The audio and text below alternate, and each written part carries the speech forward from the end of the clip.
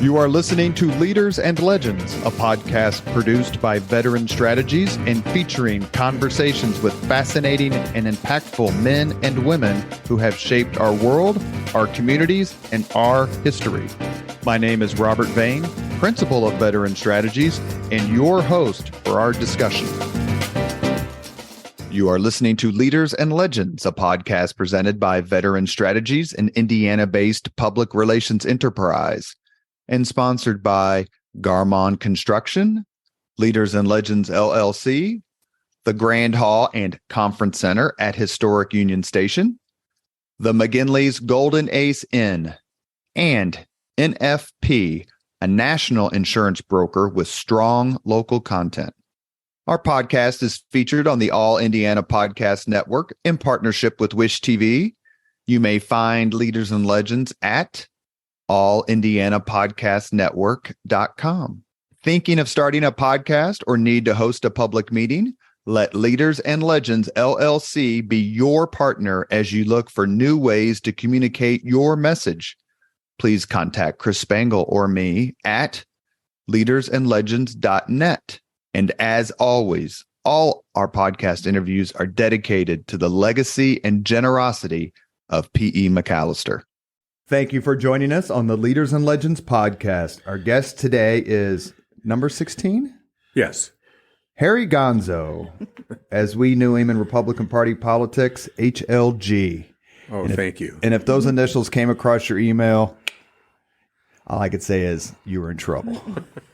Harry Gonso is a very famous collegiate athlete. He is a highly respected attorney, now retired. Correct. Ice Miller. And he, does it say a shot to fame as Mitch Daniels' chief of staff? Oh, I love that position, but he carried himself away.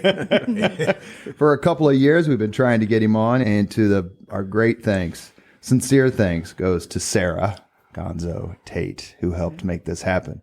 We are joined today for our discussion by, I'm sure, someone who's known Mr. Gonso for a while, and that's Hall of Famer Jim Shella. Jim, take it away. Thank you. I got to start out and tell you, I've maybe done this before, but I got to tell you how I first became acquainted, at least with the image of Harry Gonso.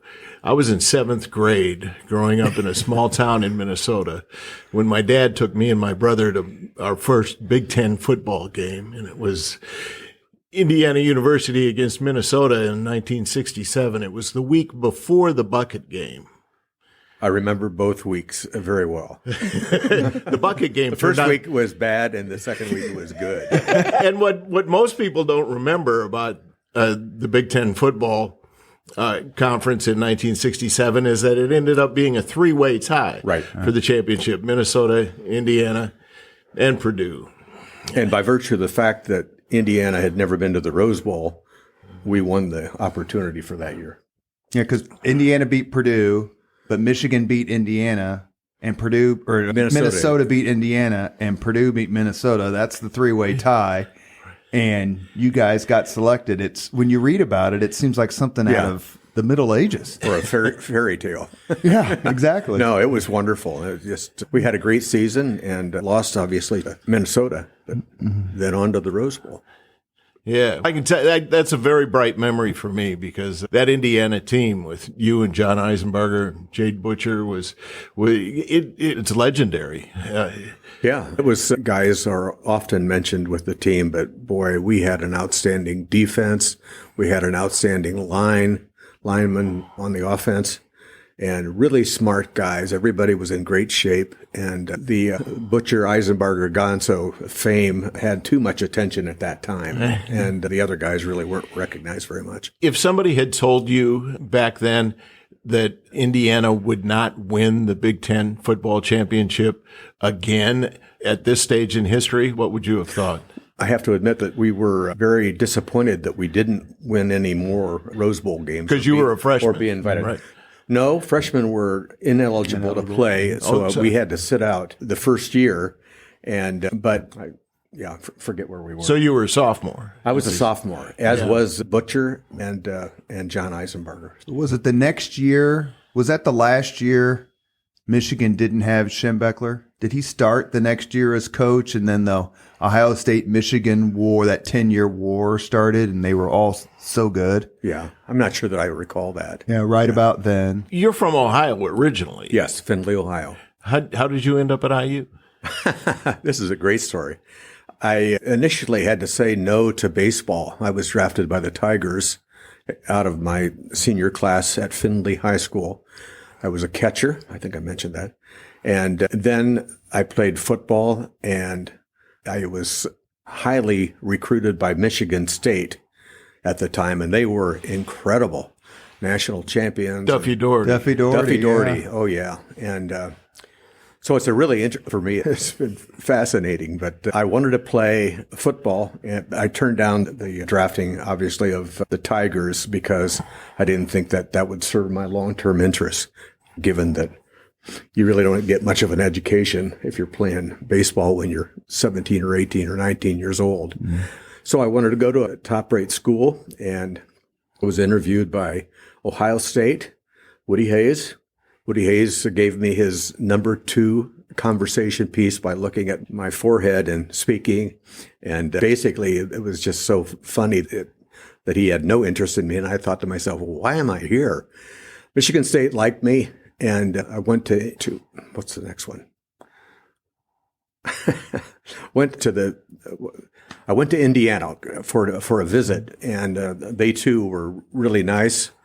And at the end of the conversation, they basically said, "Harry, we really like you. We think you're a good athlete. You're an outstanding guy, but we have these scholarships that are available, and we need to make sure that we take care of the Indiana boys." And I said, "Thank you very much, Coach. I got a scholarship offer from Michigan State, and I'm going to Michigan State." So that's how we parted after my visit there. Then I get home to find out that my so-called trip up to Michigan State to play football with the Spartans and that team, my high school coach was going to go up with me as an extra. And my high school coach and I did not get along. I basically, the next day, it was a matter of 2 or 3 days. I then get a phone call from IU. Oh, did I tell you that I had called Michigan State and said that not coming? That I was coming, mm-hmm. and then learned obviously I wasn't going to. But in any event, we ended up with Indiana University changing its mind and giving me a scholarship and all that. So that was how I ended up at Indiana. And never left in some ways. Yes, that's correct. Had a great experience playing football, then a great experience by virtue of the full ride that the university gave to me. It was called the First Outstanding Promise Fellow, in which my law school education was paid for, room and board, etc. So it was just a tremendous opportunity, and that set the stage for my later activities with the university, which were wonderful, significant, complete, and just outstanding. So I have a lot of commitment to and love for Indiana University. We have another, and before Mr. Shella continues, we have another connection, Leaders and Legends podcast, for that Rose Bowl. Mr. Jeff Smulyan. Really? Who was at USC at the time. Came on the podcast. This is one of the very first ones we did. He was incredibly gracious, and he talked a lot about his USC years. And as I recall, he may have mentioned the fact that USC beat IU in the Rose Bowl that year. Yeah. But he was there at the same time as O.J. Simpson, who played in the game, in the correct. Rose Bowl game. Correct. Was he? How much of him do you remember in the sense that he was just different than everyone else? OJ, mm-hmm. Very much. He was the designated leader to deal with the press for Southern Cal, and I was for IU. And so we spent a lot of time the first 2 or 3 for the first.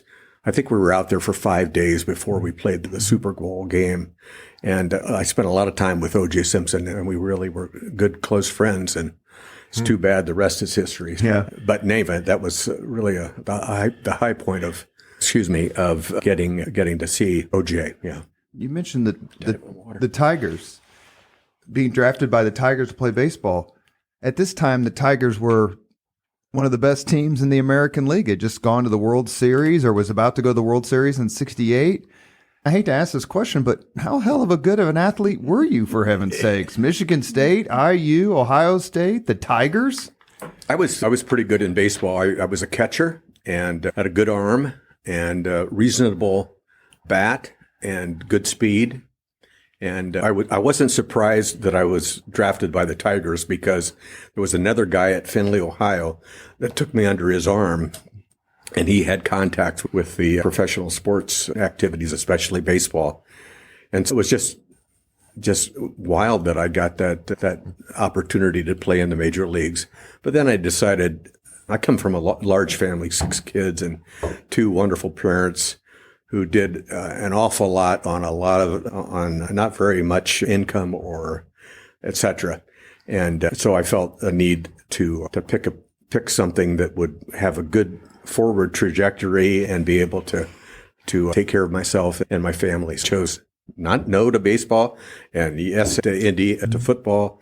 And then, of course, the zigzag that I went through was interesting and very frustrating. I was very embarrassed to have to call Michigan State and say, no, I reneged my acceptance, but it worked out. Did you entertain notions of playing pro football? This is the late 60s, early 70s.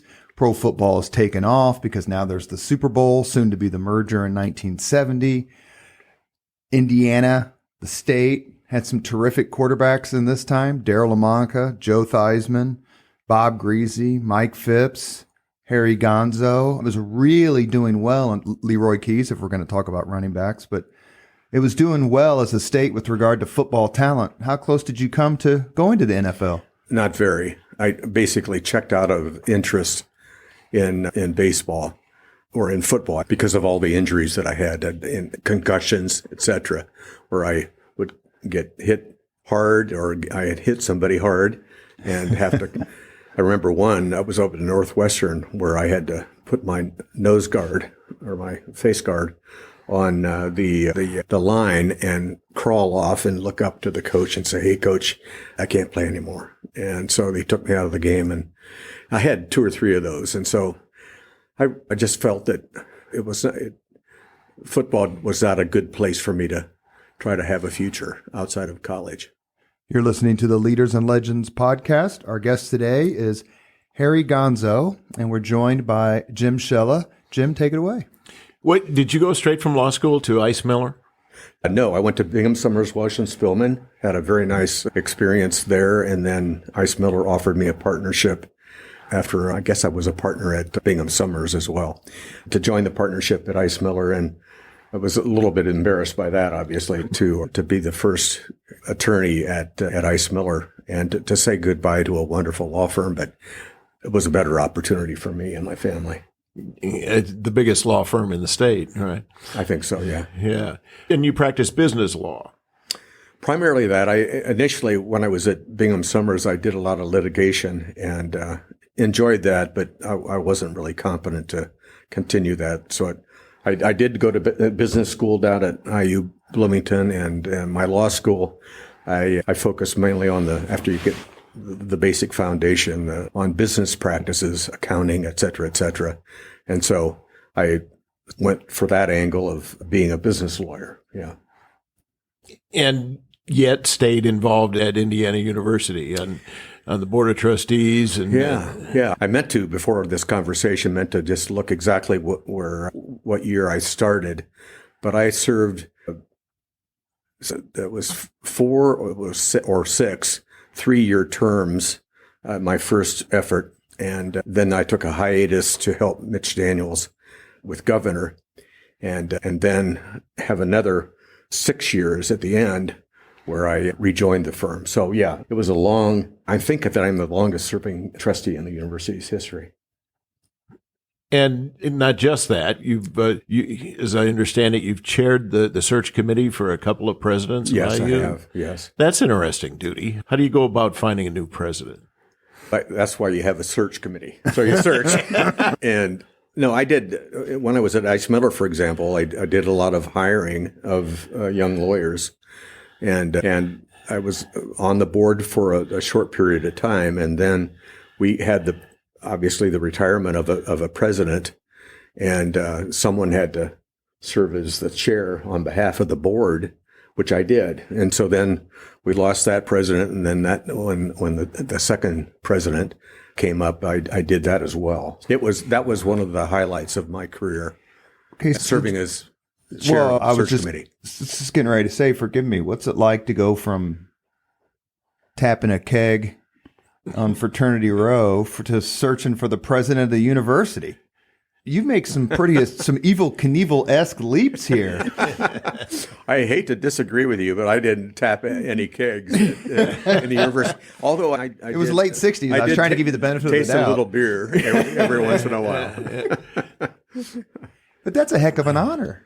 Yeah, somebody had to do it, and somehow I was very proud of the fact that it was a great experience for me, and I think the results of each of those activities was very good. Jim, do you want to ask about the Bobby Knight saga, or do you want me to? You go ahead and frame it. Bobby Knight is hired. I think his first year is 70-71. He's then fired 29 years later. And what was the biggest news story, I think, other than 9/11, almost in Indiana for that decade? It was something else. Were you involved in that at all? And I've talked to other people who were trustees or were involved in it, and without mentioning any names, the universal conclusion is we did all we could to save the man, and in the end, he just made it too difficult. I agree that's what happened.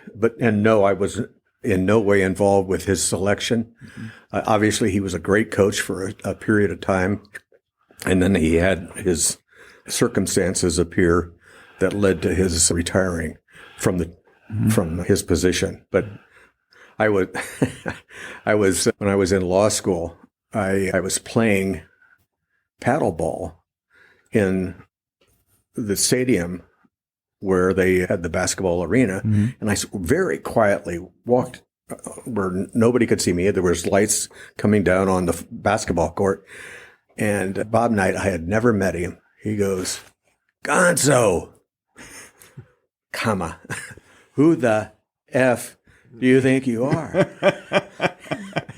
And so I laughed and I said, "Sorry, Coach, I'm just going to play some paddle and with Coach X." And so I just laughed, and he did too. Thank heavens.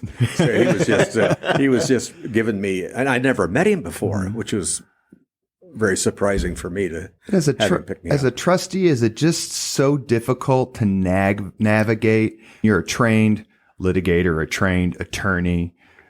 You focus on the facts, logic, reason. And then I grew up worshiping Bobby Knight, of course, and as an IU fan.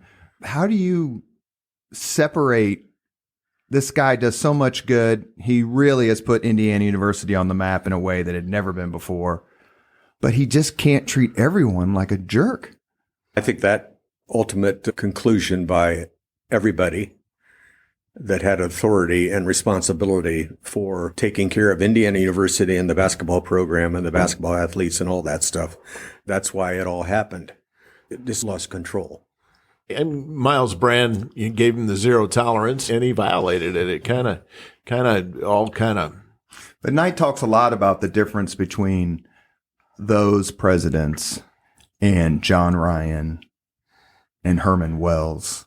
Was there a big difference? Difference between whom? Like between Brand in the late 90s and the early 2000s and John Ryan in the 80s and Herman Wells. I don't think that Miles Brand was at all pressured to terminate Bob Knight.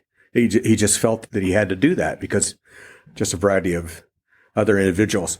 And to your other point, I had the opportunity after I was in law school to work for Herman B. Wells, which is one big treat.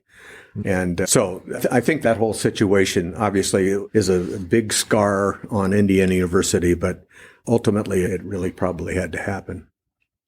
I sent 2 kids to Indiana University. One of them graduated, but it is an amazing institution. I think it's one of the most beautiful campuses anywhere. And I just wonder what is it besides the opportunities that you've been given and the involvement you've had? What do you tell people about Indiana University? I think it's a great institution. It's got a rich history and is on the trajectory, I think, to keep that level up and even go more. We have a wonderful new president, and I think that she is really patiently inching her ways to have a tremendous university. The fact that we were able to deal with the peaceful separation and a partnership relationship with Purdue University at Indiana University at Indianapolis, that speaks volumes. And I think that with respect to the regional campuses, but mainly with IU Bloomington and IU Indianapolis, it's not been better, and the future looks like nothing but opportunities. Let me just say, as someone with a communications degree, to see a college president who started out with a communications degree is rather unusual and I would say rewarding. They're referencing President Pamela Whitten of Indiana University, previous guest on the Leaders and Legends podcast. Good. She was terrific.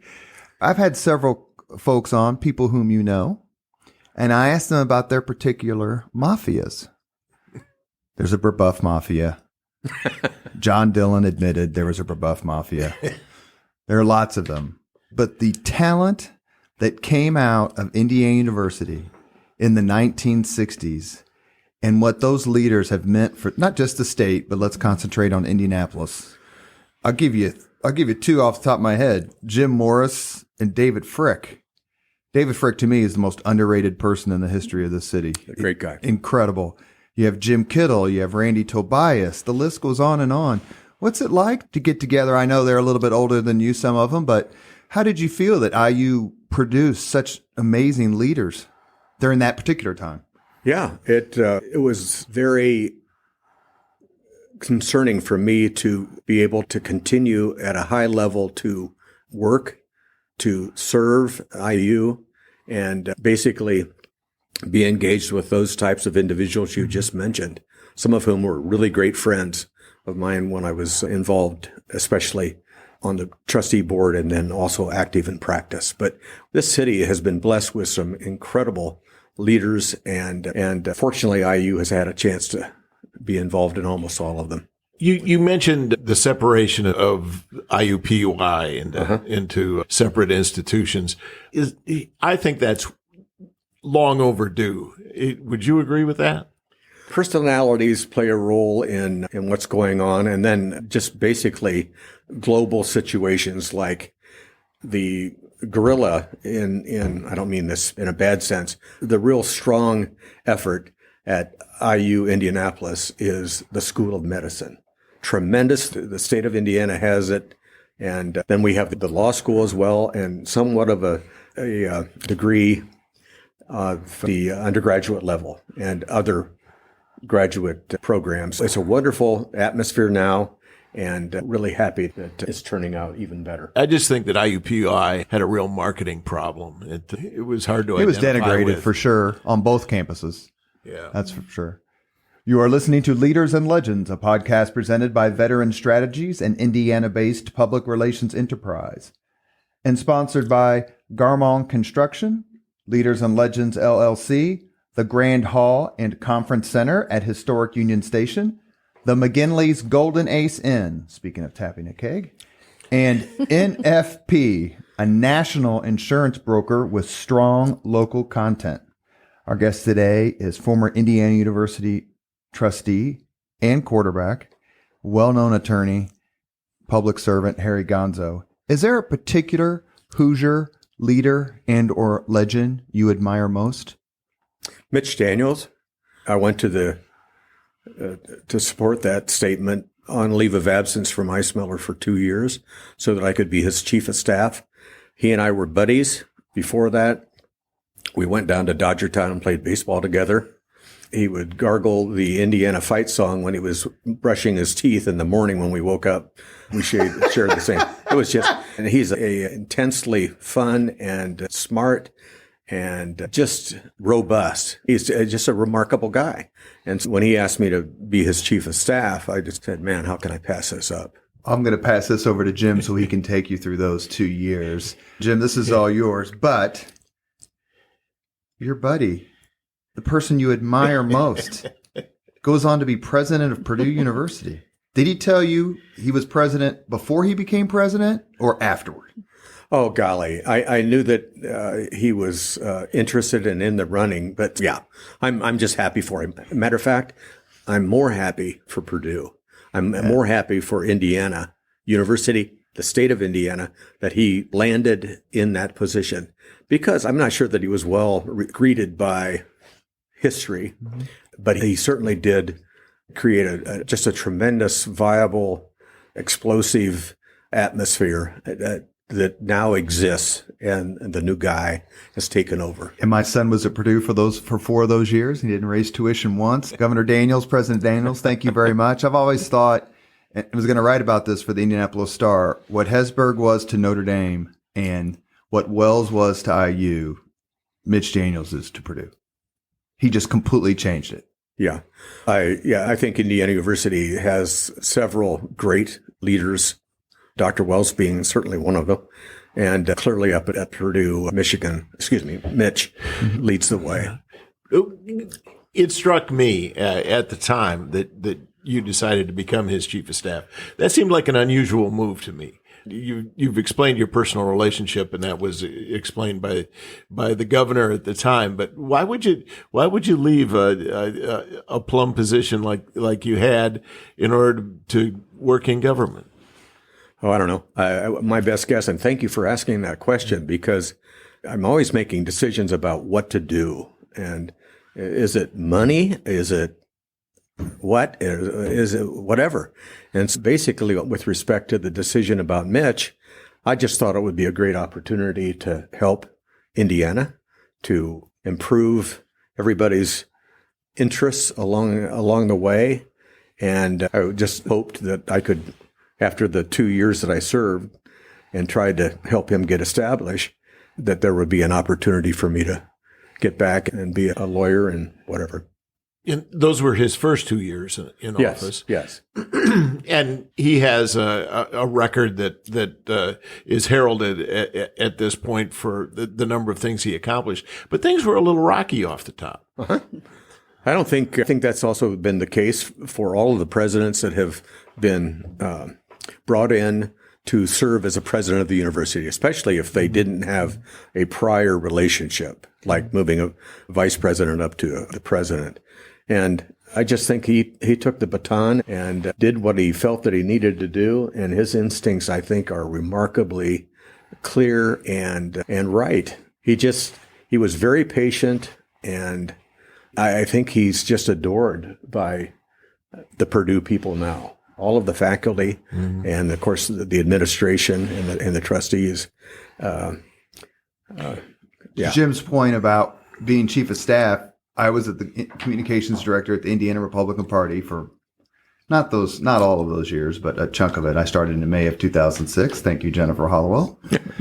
Those were rough years. We had a terrible election in 2006. Basically, we lost 3 congressional seats, lost the Indiana House, kept the statewide. Lugar ran unopposed. But when you go into the state house and you have to work with so many people, did your training as an attorney help you or not at all? The thing that I've always kept in mind is that if you don't know something, ask about it and inquire and do the best you can. And sure, I feel that there's probably were several people that were better equipped to be a chief of staff, for example. But Mitch knew that I supported him and do anything virtually to help his career. And he knew that I was a rookie. No A so to was Z. he, according to Pat Bauer. Yeah. Did you enjoy it? I absolutely enjoyed it. It was fun learning the legislative process, the judicial process, and of course the political process. And I had opportunities to get involved in every one of those, deal with the media. And you were very good, by the way. Thank you. Thank you. I wasn't trolling for that. I know that. But no, it was just a tremendous experience, and I cherish it. And that's why I have made a lot of decisions like those coming out of the Daniels administration. Why'd you serve just 2 years?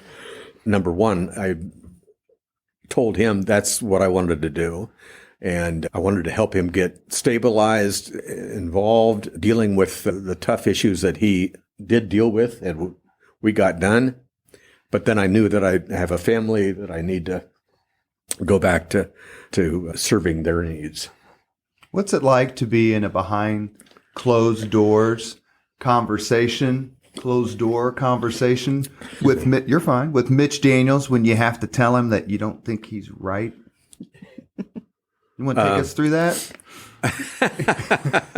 Yeah, there were several times that we had really tough decisions to make, but it wasn't my decision to make. It was his decision to make. And I think when you recognize that, what you try to do is be as helpful and constructive and informative as you can. And yet the decision's got to be made by the governor. And we didn't have too many issues like that. But you had some fights, not you and the governor, but the Daniels administration took this state in a direction so completely different, took it in the direction it needed to be. Right. But when you are up against elected leaders who say, we've never done it that way before, you remember that, Jim Shella? How do you overcome that how did Mitch Daniels overcome that to shape this state and put it in the right direction?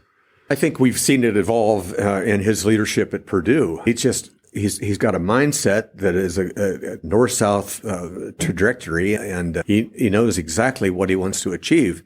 And so I think he found in me just a guy that here's what we need to do. And quite candidly, I would very much appreciate it if you would go out and get it done. It's good for the state. And when he said that, I fully agreed and did my best to go maybe sit down and talk with a legislator and say, this is what's going on. This is what we need to do. And saved Mitch time and relationship issues and all that stuff. So it was a tremendous 2 years. Did you know the job offer was coming? No. To be chief of staff? No. I'm not sure if I was involved in his election effort, but I must have been, yeah. I would say not very visibly, I wouldn't say. If you guys don't know by now, you found out that I've got a memory problem, and I'm dealing with that. But we're happy to have you on the podcast. Very happy. It's Harry fun. Gonso. It's fun talking about the good old days, and I'm very proud of the opportunity to serve with Mitch, the opportunity to serve IU, and to live in the state. Were you involved in politics? Oh no, in the sense other than helping out friends? No, I thought my duty would. Obviously, I try to vote every time. Sure. Regardless of whether big or bad stuff is going on in the country or Indiana. Yeah, I guess that's why when Mitch named you as chief of staff, I was surprised because I'd never heard of any political involvement. I knew you were involved at Indiana University and had a great reputation. And I haven't done anything in politics to a meaningful extent since then. Okay. Yeah. You came of age in the late 60s. Not exactly a recruiting time period for the Republican Party. So how did you end up a Republican getting out of high school and college, late 60s, early 70s? Nixon? Was Nixon the one? Was it Nixon at the time? Nixon was elected in 68, yeah. Okay. But campuses were on fire and there was all these hippies and free love and demonstration. Well, Did you see Shella at any of those? I was still in high school. No, I don't know how I came out as basically Republican because I was, what's a good word for it? I just do what you got to do and don't do bad things and that kind of stuff. And so improve what you can do for the benefit of the team or for Mitch or for your law firm or a client. And otherwise, I haven't really had the political designation of Republican or Democrat guide what I do. Yeah, and I'm guessing that had something to do with the reasons, at least one of the reasons why Mitch Daniels chose you, because you weren't a political figure. It was about getting things done rather than being partisan. Yeah. Did you meet Mitch Daniels when he was working for, Mayor Lugar or Senator Lugar? I met him, I think, first when he worked with Eli Lilly and Company. And I had a really great friend there, the president at that time. And so I got to know him there, and the rest is history. You mentioned that you went to Dodger Town with him. You're not Yes. a Dodger fan, are you? No, but it was Vaughn Bryson and Mitch and a couple of others acted like boys again and wore baseball suits and caps. And When George Will came on the podcast, he was somewhat reluctant, which I get. He's busy, and I'm just an East Side IPS kid. And I said, I'll only ask you about 3 things. And he says, okay, what? I said, baseball, history, and Mitch Daniels. And he goes, oh, come on. good. I thought that was such an interesting way. He didn't even argue anymore. It's like I've somehow stumbled upon 3 of his favorite topics. Is Daniels is the governor a Dodgers fan? Oh, yes.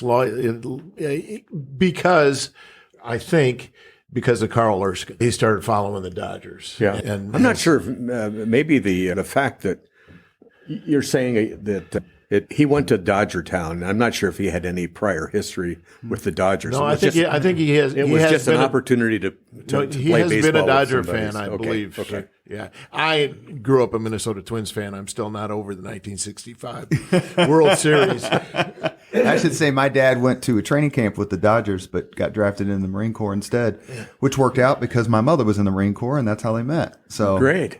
Some things just work out. You mentioned something a few minutes ago about politics and your career. My son's graduated from Purdue. He's currently in law school at McKinney. We can all quote Henry VI, isn't it? Henry VI? First thing we do, kill all the lawyers. God loves Shakespeare. What is it about the legal profession, which, I'll ask 2 quick questions, which recruits so many incredibly bright people and at the same time is so culturally loathed? Oh boy! I hope it isn't that dramatic. Yeah. As a former member of the media, let me jump to the rescue. I think number one that just there are apples and then there are rotten apples in the legal profession, but by and large, I think the vast majority are committed to supporting the law, supporting the country that they live in, and trying to deal as best they can with what's going on and what ought to occur. And of course, then you get into the advocacy role that the lawyers have to play when they represent somebody. And that's on the media all the time these days, where you can see a person's activities, statements, and they sound so extreme and horrible. And then the lawyer tries to soften it up. Just think a good lawyer has to be flexible, keep in mind that he's taken an oath, and that laws are designed to do what they've been passed to do, and the rest of the other part that's going on in my view, the country, for example, is just, we've never seen a situation like it is today. Well, a former podcast guest, a fellow named Jim Voiles, gave that exact same answer when I asked him. He says, everyone is deserving of representation. Everyone deserves an advocate. You agree with that? Sure. And hopefully the truth prevails and justice is served and the right decisions have been made. We have a couple of more minutes. Jim, you want to ask a few more questions before we get to the 5 questions? Let's go back to IU football because they've got a new coach now, Coach Signetti. A lot of high hopes. I'm sure you would love to see IU football become more dominant than what it's been. What are your hopes for this new coach? I haven't had an opportunity to meet him, but I have listened to some of the things that he's provided publicly. And I wish him well. I wish the program well. And hopefully, that can be achieved. Yeah, my daughter was in the Marching 100. And so I went to a lot of IU football games. And what I think a lot of IU fans don't understand is that the Marching 100 performs after the game. And the stands would empty out in the fourth quarter, and there'd be nobody there but band parents. Yeah. What do you want to be most remembered for? My children, such as my lovely daughter, Sarah Gonso Tate, and what they have done. Hopefully that I've provided some good service personally And We have to mention your daughter, Ellie. But she's getting ready to come up. Okay, you go ahead. But Sarah's going to ask the 5 questions here in a few seconds. Okay. We have to mention Ellie, though, because Ellie interned at Wish TV a number of years ago and was assigned to me. We spent the summer together. And apparently, I encouraged her to find a future in some line of work outside the media. I wouldn't take it personally. But she's a wonderful young lady. Yeah. We have come to the point in the Leaders and Legends podcast where we ask the same 5 questions of all of our guests. Are you going to talk with my daughter, who's one of my Sarah, Yes. who is certainly your biggest legacy, for sure. A new generation of leaders that this city and state sorely needs are people like Sarah, Ryan Vaughn, the list goes on. Great people. I happened to see her at a wedding and said, man, I'd love to interview your dad. And we had a nice conversation that led to today. So I'll thank you again at the end of the podcast, but I want to thank Sarah right now. Okay, Sarah? Yeah. You have to come up here. Oh, okay. To this very ornate desk. Oh, Harry? Oh, you stay. Oh, you sure? Yeah. Right there. These questions are all for you. So we ask the same 5 questions of all of our guests. Okay. And they are right there. And you want to ask him about being grounded or not getting the car you wanted, or why can't that boy come over?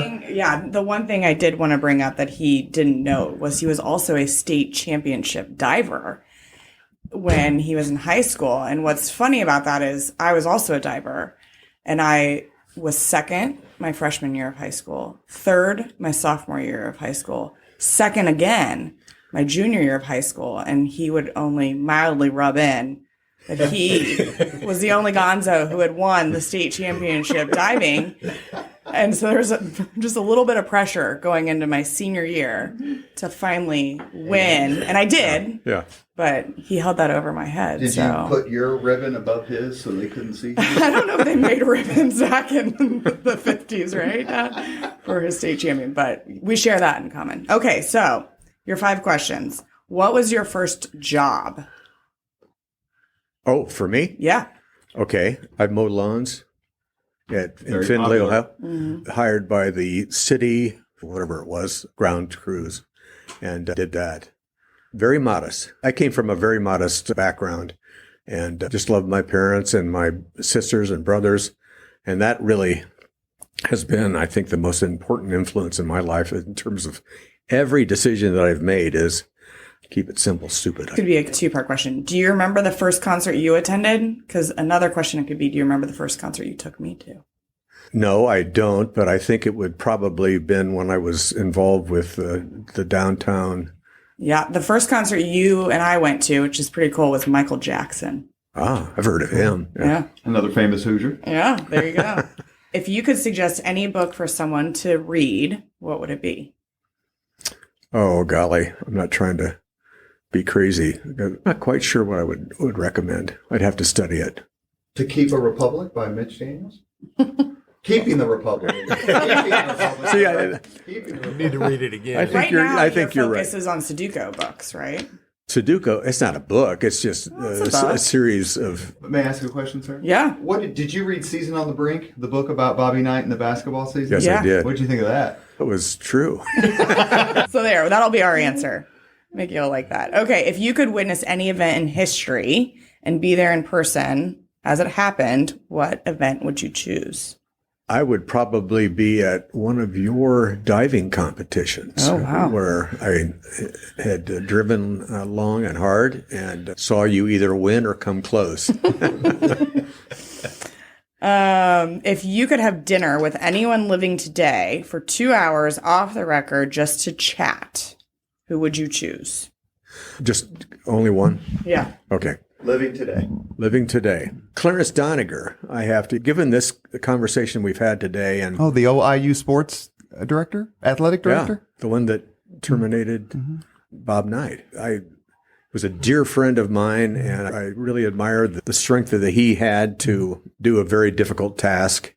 And I think he just deserves a lot of appreciation. I think he is. I don't know. Regardless, I think he is. Clarence Doniger.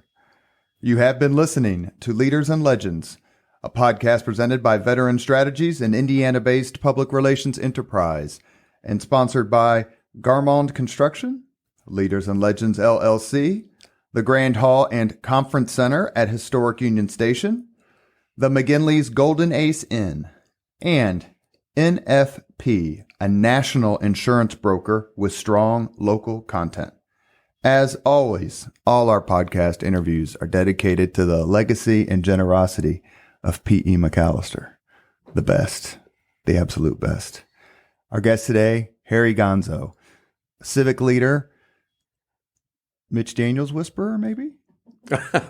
Great. I'll take it.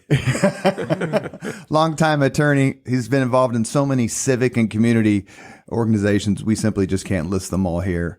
We were joined by co-host Jim Shella and his daughter, Sarah Gonso Tate. Thank you, Sarah, for everything. Do one of you, Sarah, by the way, do you want to mention your brothers since we only talked about you and your sister?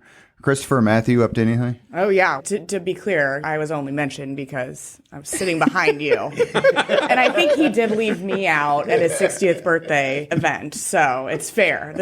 I get it back that he noted me today. But yeah, no, with two brothers, I think when you talked about Dad's legacy, his grandkids, he often looks me in the eyes and says that he loves those grandkids more than he loves me. You bet. He means it. My two brothers have 3 kids and are here in Indiana as well and doing great things. And I know my dad is really proud of everything that all of us kids are doing. Thank you so much, Harry, for coming on the podcast. Thank you. It's been a Great to talk to you. privilege. Thank you. Thank you very much for listening to Leaders and Legends, brought to you by Veteran Strategies Incorporated. If you want to contact us about this program or our menu of public relations services, please send us an email at robert@veteranstrategies.com. That's robert@veteranstrategies.com.